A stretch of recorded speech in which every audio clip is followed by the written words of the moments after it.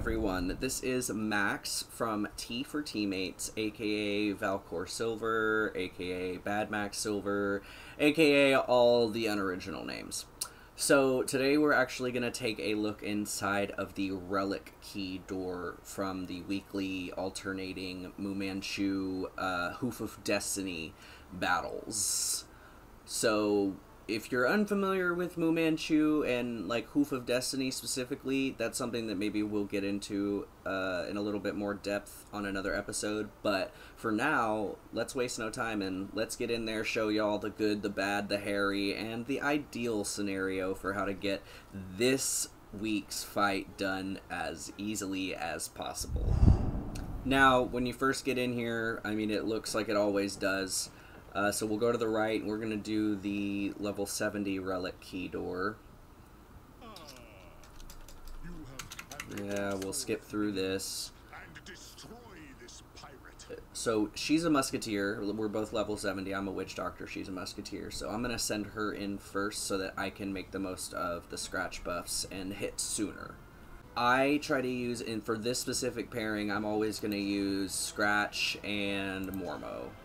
The only thing that sucks about Mormo is that his range is not as great as it could be. However, he's still the strongest companion to have alongside two Scratches, because he can do a lot of damage in a very wide amount of space. So for her, we'll go ahead and use Scratch and Chantal, because Chantal pops. So this gives it away, basically, what the big challenge is that you're facing in this battle particularly. So first of all, what she's got is tied, so I'm going to use that 100% scratch buff, and what the hell, we'll do 75% agility buff from Chantal. We'll go ahead and play all that on them. I'm going to give Scratch some extra movement, but not everybody has tied, so in this case, Molly does have tied, so we're going to keep them still. We're going to buy us some time, basically, because your biggest enemy and the first guy that you need to get rid of in this battle is the Triceratops. He will family-friendly word you up, and anybody adjacent to where he's attacking from if you let him get to you. So, usually our ideal way to approach it is to do Molly's pushback bombs first. That way he can't, he'll take some damage and he'll be unable to advance on us. However, that was not an option this round. You know, it is what it is. So that's why we kind of want to show you the good, the bad, the ugly of how things can go and how they should go, and what to do when it bites you in the behind. So I've got Fool's Wand on, so it gives me some good range. I'm not going to use these barricades, at least I'm not planning on it. So I'm going to go ahead and start attacking, because this guy, Uktikab the Diabolical, he needs to go as soon as possible, and I'll show you why. Now we have the pushback bombs, so I'm going to use those. I'm going to do another buff on Scratch, and we're going to sharpshoot target that Triceratops. Now, the reason you want to get rid of the Triceratops as soon as possible is because anytime an enemy on this board, be it you, your teammate, your companion, or any of their team, anytime one of them dies, they all get magic resist and armor and strength buffs. And it makes it pretty impossible to make much progress if they get too much of those, as you can see. So the idea is to try to take out the Triceratops before anybody dies on either side, but that's obviously not always an option. So now we have those bombs, boom, that keeps him away from us, and he's almost dead. The reason you want to get rid of him first is because as long as he is alive, anybody who dies, it will give them all those buffs, all of them. You see how Mormo just about ate it. So he's still alive, so they're going to get those buffs again, which means that it's going to be more challenging for us to keep our people alive. So, see, Mormo's gone. So this is an example of the not so great. What can happen if you don't kill him within the first 2 rounds? So this is a good example of how easily this battle can turn against you. Now, if we hover over them, they... yeah. Yeah. Yeah. Every single one of this archer's attacks are gonna do upwards of over 1,000, 1,500, sometimes 4,000. So all hope is not lost at this point, however.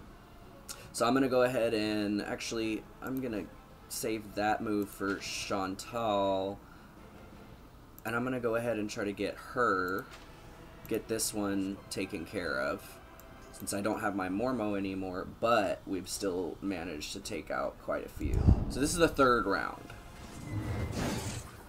Now, it's okay if it goes, I mean, it's not unanticipated for it to go, the battle itself to go past the third round.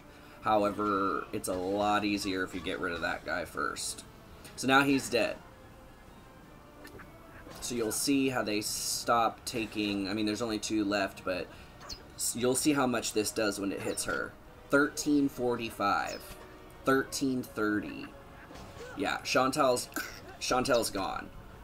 That is the difficulty. So because the Triceratops died this round, they are still getting the buffs. They're still getting the buffs because technically he's still alive.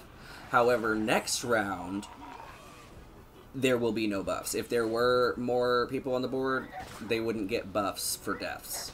It's him who controls that. So, this was just kind of an example of one of the more hairy outcomes, or I guess rough beginnings to farming this. That's just kind of what you have to look forward to, though, if you don't get rid of the Triceratops first. Get rid of him and everything is easy sailing. However, if you don't target him first and you make the mistake of killing other people, which sometimes is difficult if you're using a mass attack first round, but if you don't get rid of him fast, prepare to lose people very quickly. So as long as you got a trick up your sleeve, then you should be good there. Alright, so we're going to go ahead and try out Gabriel and Max. Gabriel is the Privateer, and Max is the Witchdoctor. So we're going to send the Privateer in first. I have done this with the Witchdoctor going first to early buff the Privateer, and it actually went pretty well. However, the last few times I tried to do that, I did not have the same luck. So, gotta love the Dragonspire theme here. Doesn't really make a whole lot of sense, but we'll go ahead and use Scratch and Marchioness on Gabriel and my OG. These are really helpful in case he does wreck you first round. Dodge buff. We'll go ahead and we'll risk it for the biscuit. We'll do Will 100%. Give him a little bit of extra range. And here he comes. Probably should have put that on her. That armor. Oh, okay, there we go. Really wish she would stop hitting, though. Okay, that was nice.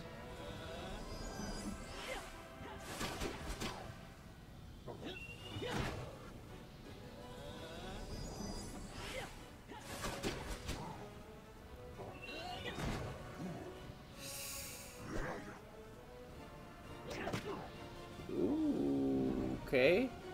Alright, I won't complain. Yet. Oh, no. Crap.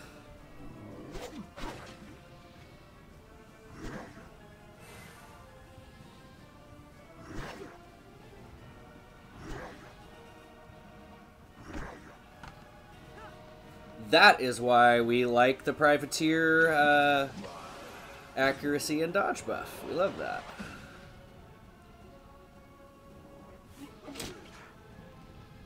Privateers are pretty awesome.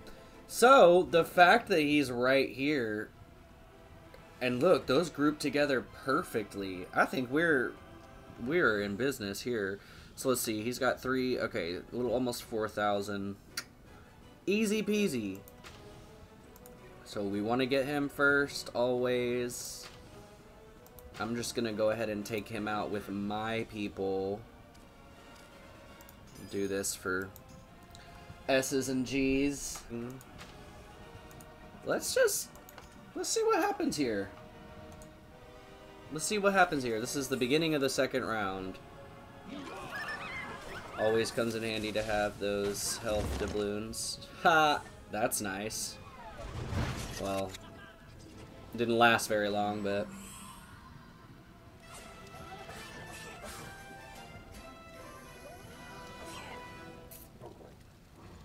it's just kind of insurance. Didn't really need her, but it's better to have her than not to have her attack. Watch Marky and S clutch it all, and then our attacks are just totally useless. There we go. And Mormos didn't get to do anything, but that's okay. He's dead. Perfect. And you'll notice that he was the first one we killed, so no buffs. They didn't get anything. And flop.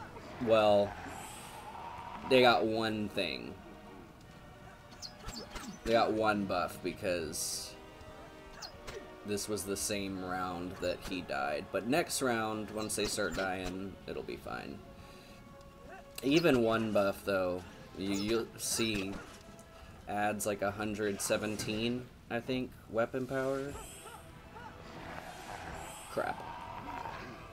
I swear to God, if this is what ends us...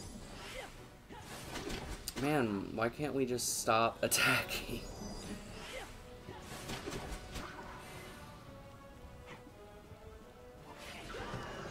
Might lose Marky and S. I really hope we don't. I really wish they would stop attacking. I really wish they would.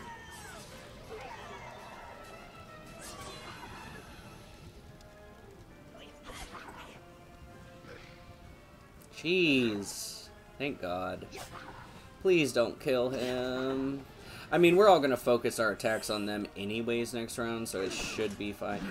I don't understand that. I think that's a glitch. I don't know where that damage comes from. No idea.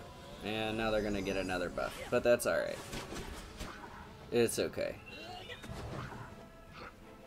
Yeah, this will be a 3-round kill, it looks like. See, and he's dead. And I don't quite understand how that happens. So hopefully this video will also serve as a bit of a bug report for KI. We could get a little bit of clarification on that. Thank God. Alrighty. Go ahead and use this doubloon. Dang, they all spread out, didn't they? Go ahead and take these out. Actually, you know what? I'm gonna get her. And then on Gabriel, we'll follow up.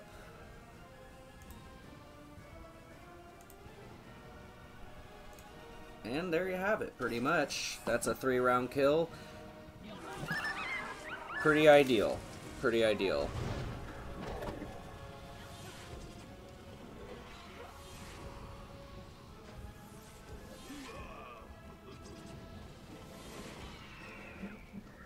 And there we go. So that's pretty much how to do it with the Privateer and Witchdoctor. Of course, there's lots of different methods, but again, I can't stress this enough. It is extremely important to get rid of that Doomhorn first or second round. Because if you don't, y'all have seen what happens, and it's not pretty. So, that's it for that one.